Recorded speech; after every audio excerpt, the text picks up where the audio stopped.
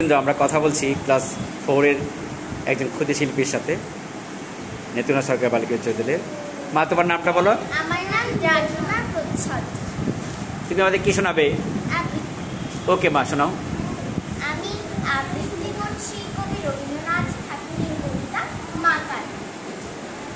গৌরবর্ণ নথে নাম শ্রীযুক্ত রাখাল, জন্ম তাহার হয়েছিল সেই যে বছর আকাল। মশাই বলেন তারে বুদ্ধিদের একেবারে দ্বিতীয় ভাগ করতে সারা 6 মাস ধরে নাকাল। মেঘে বলেন মানুষ নাম কোন মাকাল। নামটা শুনে ভাবলে প্রথম বাঁকিয়ে যুগল, তারপর সে বাড়ি এসে নৃত্য করেছে। হঠাৎ ছেলের মাতন দেখি সবাই তাকে শোধায়, একি সকলকে সে জানিয়ে দিল নাম দিয়েছেন নতুন নামের উৎসাহে তার।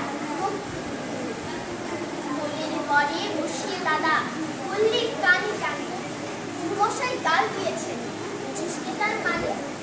রাখাল বলে কখনো না, মাঝে আমায় বলেন শোনা, সেটা তো গাল নয়। আচ্ছা সে কথা বল। থ্যাংক ইউ, জোরে হাততালি হবে।